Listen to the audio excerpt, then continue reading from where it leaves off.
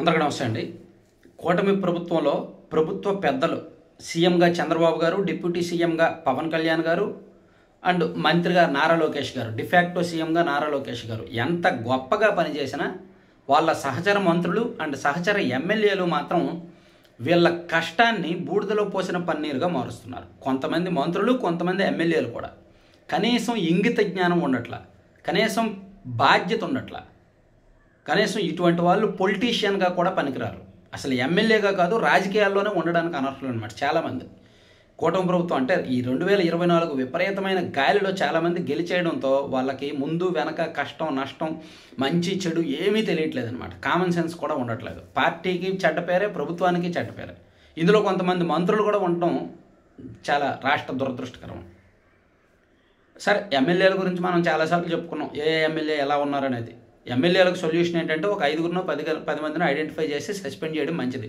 కొన్నాళ్ళు సస్పెండ్ చేసి వాళ్ళ వ్యవహారం మారితే పార్టీలోకి తీసుకోవడం మంచిది. అలాగే మంత్రుల్లో కూడా కొంతమందిని పక్కన పెడితే మంచిది. సంధ్యారాణి గారు, గుమ్మడి సంధ్యారాణి గారు, ఆమె పిఏ మీద ఆరోపణలు వచ్చి 4-5 రోజులు అవుతుంది. ఒక మహిళను లైంగికంగా వేధించారని, ఆమె భర్త చనిపోతే కారుణ్య నియామకం కోసం ఆమె దరఖాస్తు చేసుకుంటే ఆమె అవసరాన్ని అడ్డం పెట్టుకొని, ఆమె బలహీనతను అడ్డం పెట్టుకొని కోరిక తీర్చమని వేధించడం అంటే మామూలు విషయమా?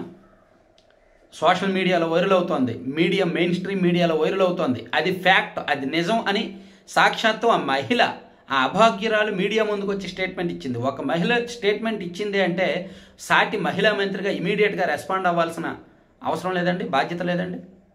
అటువంటి వాళ్ళని మోస్తున్నందుకు ప్రభుత్వం కూడా ఖచ్చితంగా బాధపడాలి, ప్రభుత్వ పెద్దలు కూడా. సంధ్యారాణి గారు తన పిఏగా సతీష్ గారిని ఆరోపణలు వచ్చిన వెంటనే పక్కన పెట్టవచ్చుగా. సో అతన్ని పైగా సపోర్ట్ చేసుకుంటూ వచ్చారంట. అంటే ఇక్కడ మంత్రుల దగ్గర పిఏలు పనిచేస్తున్నట్లేదు, ఇంకా పిఏల చేతుల్లో మంత్రులు బందీలు అయిపోయారేమో. మొన్న మధ్య అనిత గారు, హోంమంత్రి అనిత గారు పిఏ కూడా అంతే, జగదీష్ అనే వ్యక్తి. అప్పట్లో ప్రభుత్వం వచ్చిన కొత్తలో ఒక 4-5 నెలలు అతను ఒక చక్రం తిప్పాడు, బీభత్సంగా చక్రం తిప్పాడు. అతన్ని విషయం బయటకు రావడంతో ఆమె పక్కన పెట్టారు, అనిత గారు పిఏ. ఆ తర్వాత ఎక్సైజ్ శాఖ మంత్రి కొల్లు రవీంద్ర గారి పిఏ దగ్గర కూడా పిఆర్ఓ విషయంలో కూడా కొంత, ఓఎస్టీ విషయంలో కూడా కొంత గందరగోళం జరిగింది, మీద ఆరోపణలు రావడంతో పక్కన పెట్టారు. సో ఇప్పుడు సంధ్యారాణి గారి పిఏ, ఈయన మీద అయితే మరీ ఒకవైపు అవినీతి ఆరోపణలు ఎప్పటి నుంచో వస్తున్నాయి, ఇప్పుడు తాజాగా మహిళ మీద లైంగిక వేధింపుల ఆరోపణలు. మహిళ గంట ఫోన్ చేసి పలానా నాయకుడి దగ్గరికి వెళ్ళు, పలానా నాయకుడి దగ్గరికి వెళ్తే నీ పని అయిపోద్ది అని వాళ్ళు చెప్పిన మాట ఏం చెప్పి అలా చెప్తున్నాడంట. ఇంకా ఉందండి, మనిషేనండి అసలు? అటువంటి వాళ్ళని భరిస్తారండి పిఏలుగా?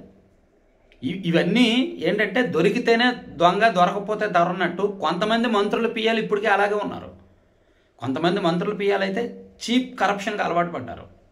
ఈవెన్ నాకు తెలుసు కానీ చెప్పడానికి నోరు రావట్లా. కొంతమంది టీటీడీ లెటర్లు అమ్ముకుంటారు. టీటీడీ లెటర్లు ఎమ్మెల్యేలు కొంతమంది ఏదో తెలియక అమ్ముకున్నారంటే ఓకే. ఒక సీనియర్ మంత్రి గారు 3 సార్లు ఎమ్మెల్యేగా గెలిచిన వ్యక్తి, ఆయన ఇప్పుడు ఫస్ట్ టైం మంత్రి. సో ఆయన దగ్గర ఉన్న పిఏ టీటీ లెటర్ రోజుకి 6 మంత్రులు ఏమో 12 మందికి అవ్వచ్చు దర్శనం. సో 12లో ఒక 6 మంత్రి గారికి తెలిసి వస్తున్నారు, ఒక 6 మాత్రం ఒక లెటర్ 30,000 చొప్పున ఆయన అమ్ముకుంటున్నాడు అనమాట పిఏ. అది మంత్రి గారికి తెలిసి జరుగుతుందో తెలియక జరుగుతుందో. ఇలా ఇద్దరు మంత్రుల దగ్గర పిఏలు ఈ విధంగా టీటీ లెటర్లు అమ్ముతున్నట్టుగా మనకు పక్కా సమాచారం ఉంది. సో నా ఎదురుగానే కొంతమంది ఆ లెటర్లు కొనుగోలు చేశారు, మాట్లాడారు అనమాట. ఇది ఒక విషయం అయితే, ఇంకా కొంతమంది కాంట్రాక్టుల కోసం టెండర్లో వేలు పెట్టడం. సో ఈ షిరిడీ సాయి ఇదంతా ఉంది కదా, వ్యవహార శాఖ, అంతే అదంతా తర్వాత విషయంలాగా ఈ టెండర్లో వేలు పెట్టడం, కాంట్రాక్టుల్లో వేలు పెట్టడం, ఇవన్నీ ఎక్కువ జరుగుతున్నాయి. సో కొంచెం అంటే ప్రభుత్వం కాస్త అప్రమత్తంగా ఉంటే మంచిది. యాక్చువల్లీ మంత్రులు కొంతమందికి కాస్త సాఫ్ట్ కార్నరు, మంచి పాజిటివ్ ఆలోచన ఉన్నప్పటికీ వాళ్ళ పిఏలు వాళ్ళకి తెలియకుండా కొన్ని వ్యవహారాలు నడుపుతున్నారు.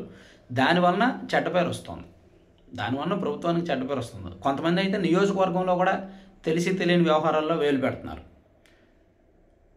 సో దానివల్ల నియోజకవర్గంలో కూడా చులకన అయిపోతున్నారు. ఇప్పుడు ఒక ఎమ్మెల్యే ఉమ్మడి ప్రకాశం జిల్లాలో 5 సార్లు ఎమ్మెల్యేగా గెలిచాడు ఆయన మీద ఇప్పటి వరకు అవినీతి ఆరోపణలు రాలా. వచ్చినా ఆయన బిజినెస్ ఏదో చేసుకునేవాడు, కాస్త డిగ్నిటీగా ఉండేది వ్యవహారం. కానీ ఫస్ట్ టైం ఆయన మీద ఆయన పిఎల్ వలన ఆయనకు బ్యాడ్ నేమ్ వస్తుంది. మరి ఆయనకు తెలిసి జరుగుతున్నాయి, తెలియక జరుగుతున్నాయి, కానీ నియోజకవర్గంలో చాలా వ్యవహారాలు చాప కింద నీరులా వెళ్ళిపోతున్నాయి. సొంత పార్టీ కార్యకర్తలకు పనులు అవ్వట్లా. వైసీపీ నుంచి వచ్చిన వాళ్ళు మాత్రం భూములు ఆక్రమించుకుంటున్నారు, కాంట్రాక్టులు తెచ్చుకుంటున్నారు, విపరీతంగా పనులు చేసుకుంటున్నారు.